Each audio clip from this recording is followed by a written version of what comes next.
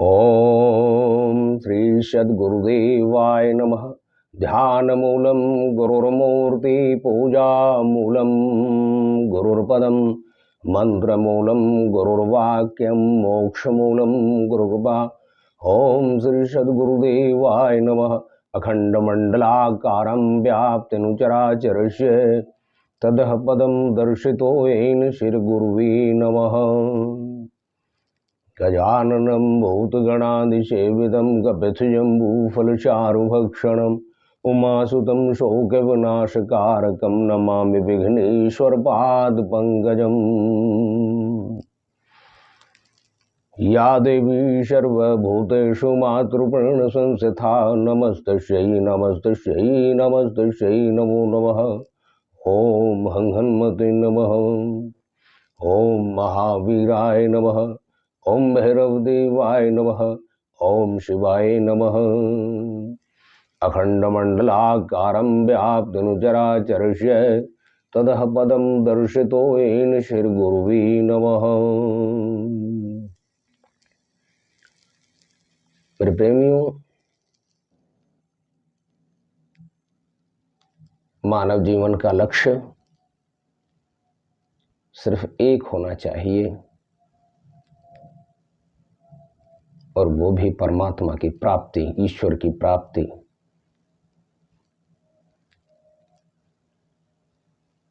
आज लोग ये समझते हैं कि परमात्मा मिलते नहीं,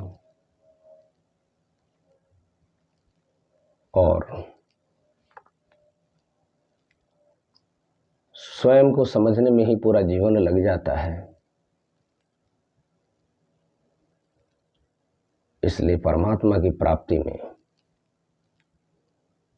या तो देर हो जाती है, या हम अपने लक्ष्य को निर्धारित नहीं कर पाते।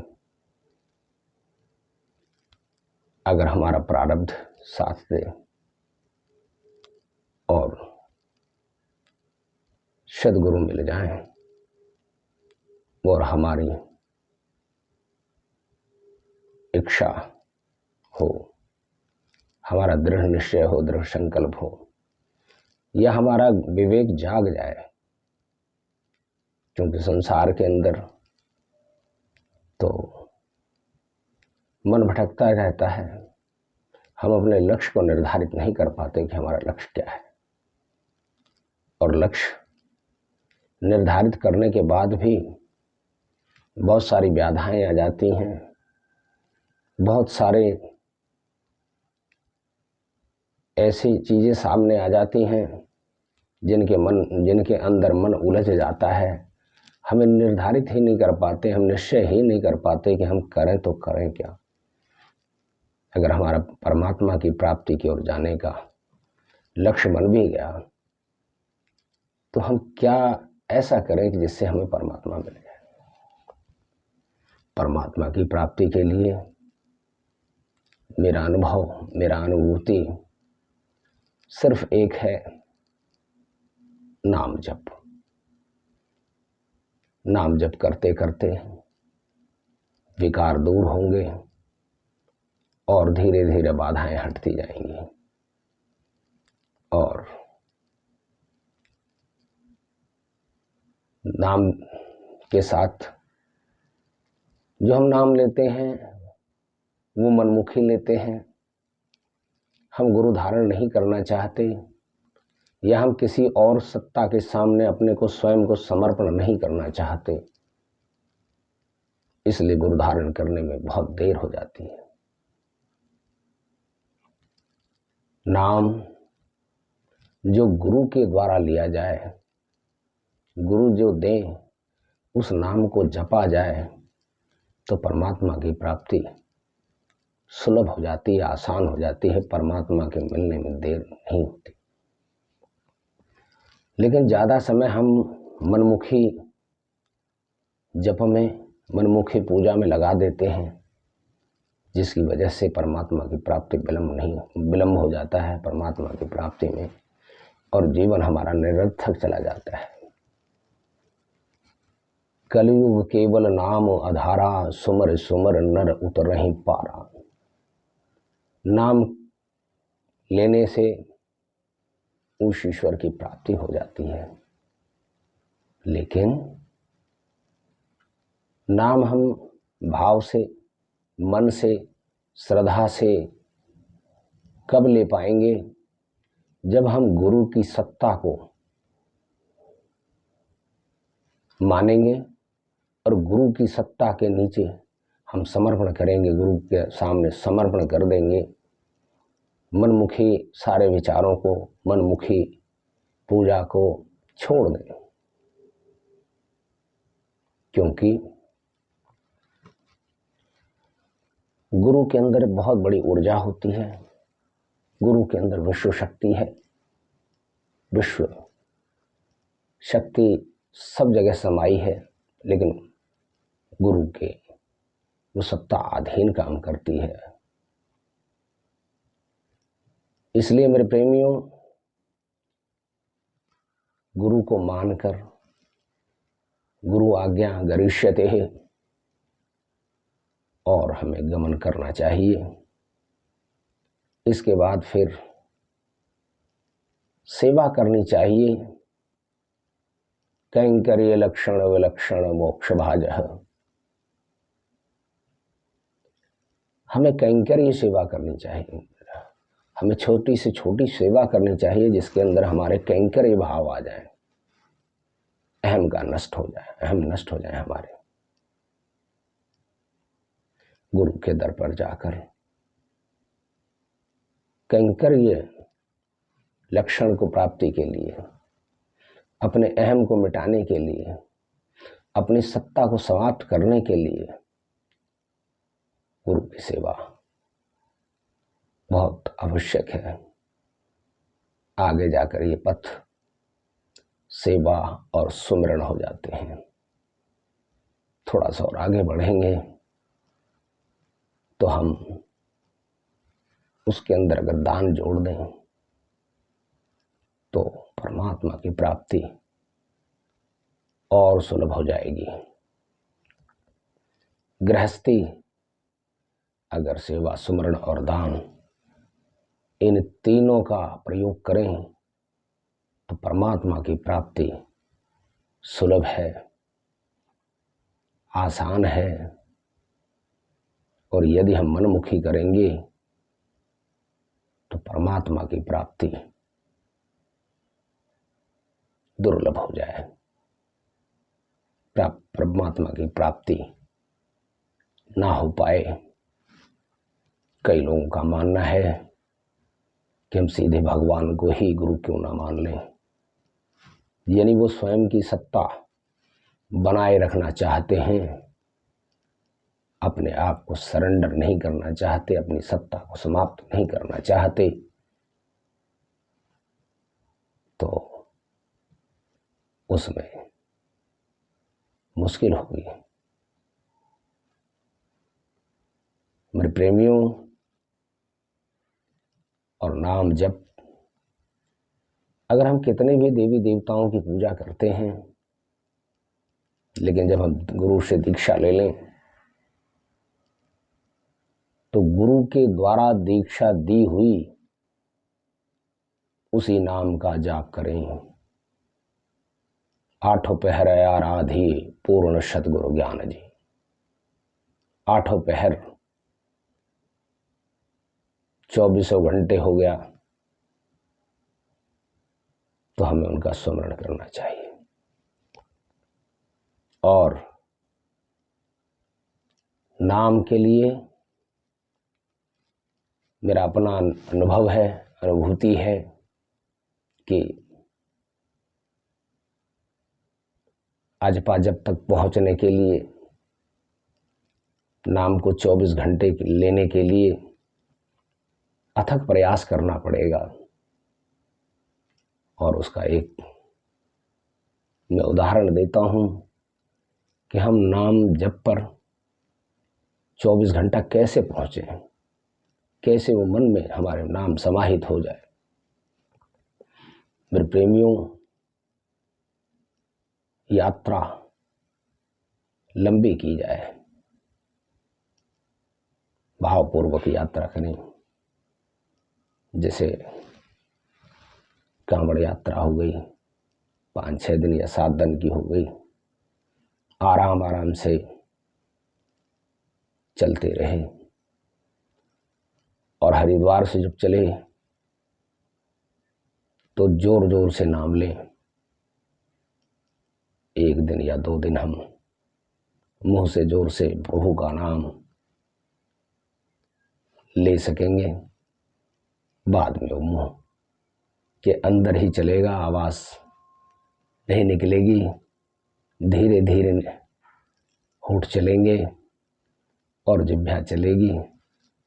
1-2 दिन बाद होंठ भी चलने बंद हो जाएंगे और मन से नाम निकलेगा। मन से लेते रहें। मेरी अनुभूति है कि बार बार ऐसा करें और मन से लेने का अभ्यास हो जाएगा। नाम को मन से लेते रहें, परमात्मा की प्राप्ति हो जाएगी। ईश्वर का नाम लेने के बाद आपके समक्ष वो परम शक्ति, वो परम सत्ता, वो देवी देवता या ईश्वर महसूस होने लगेंगे। और मेरी अपनी अनुभूति है कि जब आप जागोगे तो उसके साथ साथ आपके अंदर वो ईश्वरी सत्ता भी जान जाओगे, वो दिखाई देगी ईश्वरी सत्ता। और हो सकता है वो सत्ता आपसे कहे कि बेटे वरदान मांग, रिद्धि मांग, सिद्धि मांग, निधि मांग। ऐसा वह परम सत्ता, ईश्वरी सत्ता आपसे कह सकती है। मेरे प्रेमियों, इसके बाद इन बातों में बिल्कुल नहीं उलझना है और वो नाम जपते जाना है। मंजिल हमारी शक्तियां या सिद्धियां नहीं है, और हम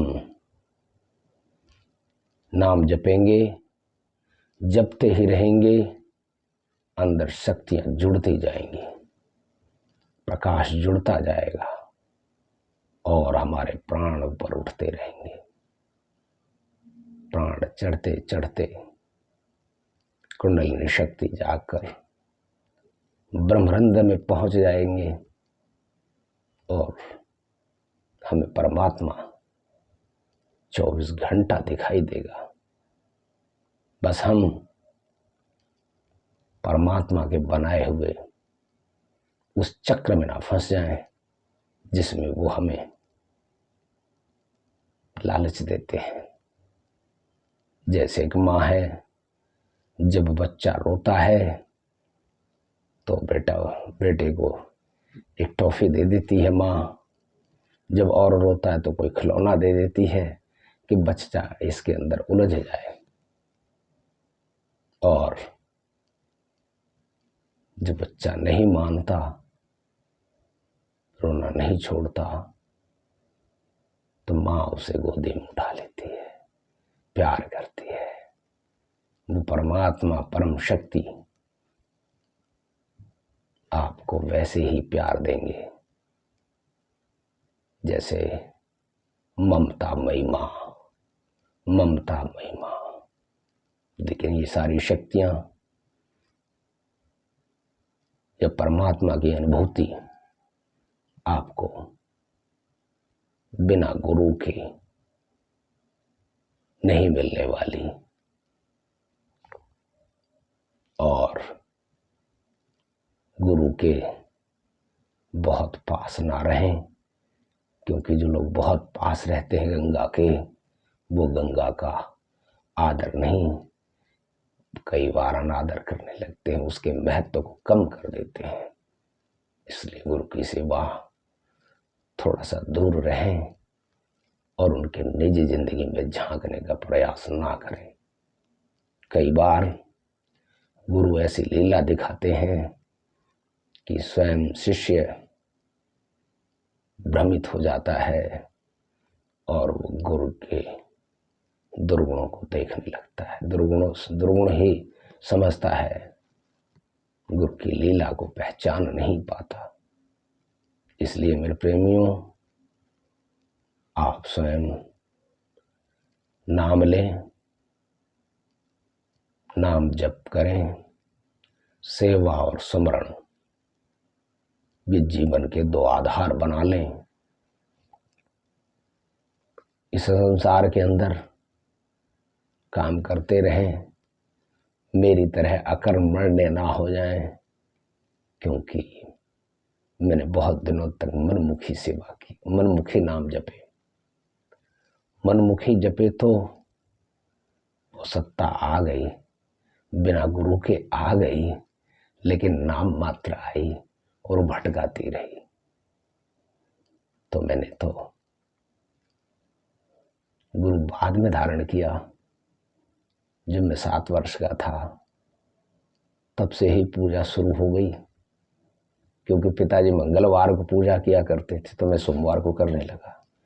वो मंगलवार को ही करते रहे, मैं रोज करने लगा। रोज किया तो मेरे प्रारब्ध ने साथ दिया और बढ़ती रही पूजा।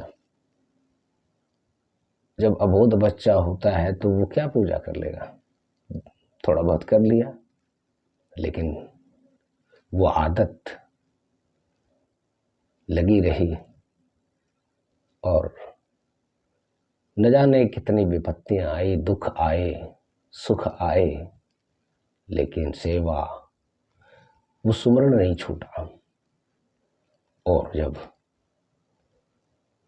वो सत्ता प्रसन्न हुई तो गुरु के मिलने से पहले ही वो कहने लगे, बेटे वरदान मांग, ये मांग, वो मांग, वो मांग। और जीवन में अकर्मण्यता आ गई। इसलिए आप अकर्मण्य ना बने, इस सत्ता को भी देखें, भौतिकवाद को भी देखें, मान मर्यादा को देखें, और तब दोनों का बैलेंस बना के चलें कि परमात्मा भी प्राप्त हो जाए और यहाँ भी मान मर्यादा बनी रहे। मेरे जैसा ना करें, गलती बिल्कुल ना करें। इसलिए गुरु धारण करके जितनी जल्दी हो अपने लक्ष्य की प्राप्ति की ओर आगे बढ़ें। मैं पुनः कहूँगा कि गुरु धारण करके और जो गुरु जी नाम दें उसे मन में बिठा लें।